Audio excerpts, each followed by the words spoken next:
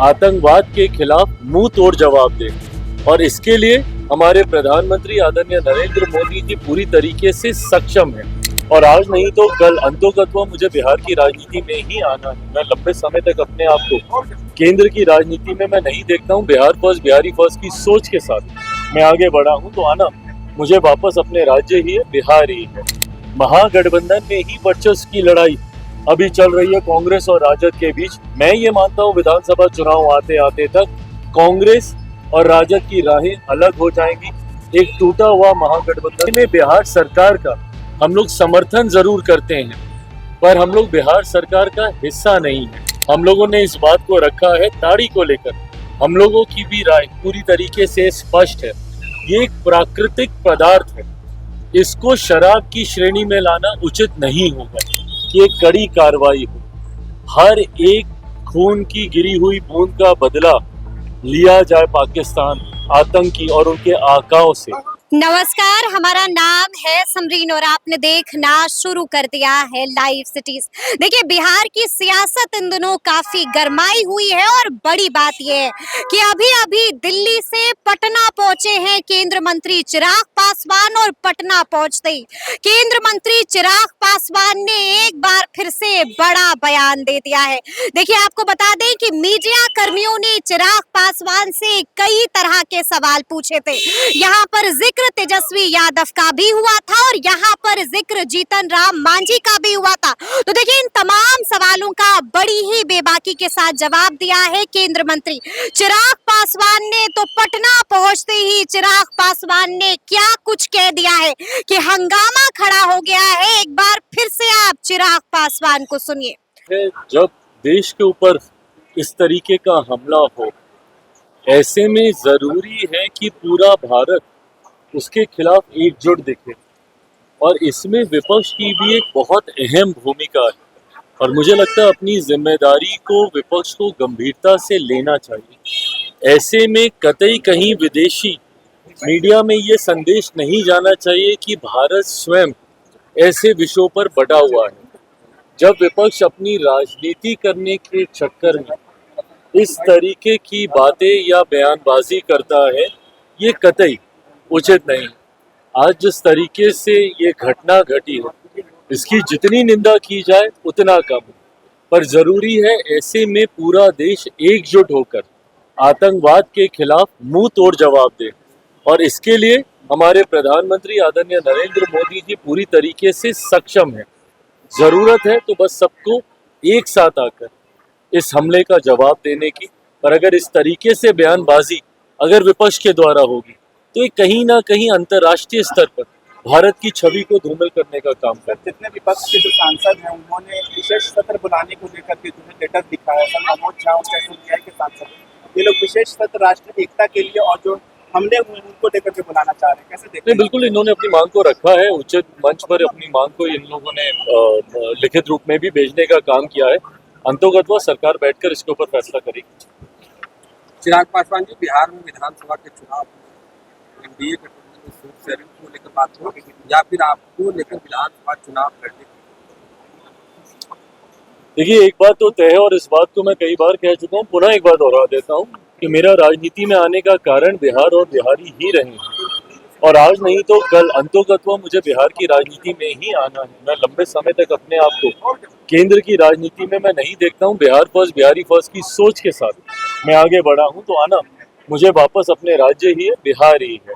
पर ये कब होगा, ये फैसला पार्टी के द्वारा लिया जाएगा। जहाँ तक रही बात बिहार विधानसभा चुनाव को लेकर सीट शेयरिंग की, ये उतने ही एमिकेबली इस मामले को सुलझा लिया जाएगा जितना एमिकेबली हम लोगों ने लोकसभा में सीटों का बंटवारा कर लिया था। उस वक्त भी कई तरीके के प्रश्न उठे थे कि सीट शेयरिंग आसान नहीं होगी, तमाम दलों को समाहित नहीं किया जा पाएगा। ऐसे में एनडीए बहुत जल्द सीट शेयरिंग करके सीटों का चयन भी कर लेगा। पर हाँ, जो लोग हम लोगों पे उंगली उठाते हैं, महागठबंधन में ही वर्चस्व की लड़ाई अभी चल रही है कांग्रेस और राजद के बीच। मैं ये मानता हूँ विधानसभा चुनाव आते आते तक कांग्रेस और राजद की राहें अलग हो जाएंगी। एक टूटा हुआ महागठबंधन देखते हैं। 2025 में क्या विधानसभा के चुनाव लड़िएगा? आपके सांसद हैं अरुण भारती, उन्होंने कहा है कि हम लोग गुजारिश करेंगे कि चिराग पासवान जी विधानसभा चुनाव देखिए, अगर पार्टी को ऐसा लगता है कि बिहार विधानसभा चुनाव प्रदर्शन को और गठबंधन को मजबूती देने के लिए मेरा चुनाव लड़ना जरूरी है, तो जरूर उस प्रस्ताव को भी गंभीरता से उस पर विचार किया नारी जाए। को लेकर के तेजस्वी यादव ने कहा है कि उसको शराबबंदी में से निकाल दिया जाएगा, हमारी सरकार बनेगी तो। सबसे ज्यादा उत्पीड़न जो है ताड़ी बेचने वालों का ही हुआ है। देखिए, इस बात का समर्थन तो हम लोग भी करते हैं और हम लोगों ने भी मुख्यमंत्री जी से यह आग्रह समय समय पर हम लोगों ने किया है। बिहार सरकार का लोक जनशक्ति पार्टी रामविलास हिस्सा नहीं है, जैसे केंद्र सरकार में हम लोग हिस्सा हैं, जहां पे एज अ मंत्री मैं कैबिनेट की कार्यशैली में मैं सम्मिलित हूं। पर ठीक उसके विपरीत बिहार में, क्योंकि हमारे पास वो संख्या बल भी नहीं है, तो ऐसे में बिहार सरकार का हम लोग समर्थन जरूर करते हैं, पर हम लोग बिहार सरकार का हिस्सा नहीं है। पर हाँ, उस समर्थन के दौरान भी हम लोगों ने इस बात को रखा है, ताड़ी को लेकर हम लोगों की भी राय पूरी तरीके से स्पष्ट है। ये एक प्राकृतिक पदार्थ है, इसको शराब की श्रेणी में लाना उचित नहीं होगा। लंबे समय से पीढ़ी दर पीढ़ी ताड़ी से जुड़े हुए व्यवसाय से पीढ़ी दर पीढ़ी लोग अपने आप को जोड़कर देखते हैं। ऐसे में हम लोगों ने भी कई बार आग्रह किया है, मांग किया है कि इसको शराब की श्रेणी से निकालकर जो लोग इस व्यवसाय के साथ जुड़े हुए हैं उनको जुड़े रहना देना चाहिए, उनका व्यवसाय चिराग पासवान जी गृह मंत्री अमित शाह से मुलाकात की है। लोकसभा चुनाव के बाद नाराज चल रहे थे, कह रहे थे जो बात हुई थी उस पर एनडीए के लोग खड़े नहीं हुए। क्या विधानसभा में नहीं, गठबंधन के हर दल को के पास ये स्वतंत्रता है कि जाके अपने सुझाव, अपनी शिकायतों को उचित मंच पर रखे। यहाँ पे भारतीय जनता पार्टी एनडीए गठबंधन में सबसे बड़ी पार्टी है, सबसे बड़ा प्रमुख दल है, तो ऐसे में अलग अलग समय पर घटक जाके अपनी बातों को वहाँ पे रखने का काम करते हैं। मुझे नहीं पता कि लोकसभा के वक्त क्या वादे किए गए थे, नहीं किए गए थे, उनको पूरा किया गया, नहीं पूरा किया गया, बट अगर कहीं पर भी कोई ऐसी बात है तो मैं ये विश्वास रखता हूँ कि भारतीय जनता पार्टी अपने सहयोगियों को पूरा सम्मान देने के लिए जानी जाती है, उनकी मांगों को, उनके सुझावों को सुनने के लिए वो जानी जाती है। तो अगर कोई भी ऐसी बात होगी, तो मांझी जी की आज मुलाकात हुई है माननीय गृह मंत्री से, तो उन्होंने अपनी बातों को रखा होगा और उन्हें संतोषजनक जवाब देना होगा। आतंकी हमले में सुरक्षा में चूक मानते हैं आप या आप नहीं? देखिए, ये पूरी तरीके से जांच का विषय है कि कहाँ पे क्या चूक हुई है, क्या कोई इंटेलिजेंस फेलियर है या कहीं पे कोई ऐसी जानकारी जो आपके पास थी उसके बावजूद उसको साझा नहीं किया गया है। जो भी है, ये जांच का विषय है।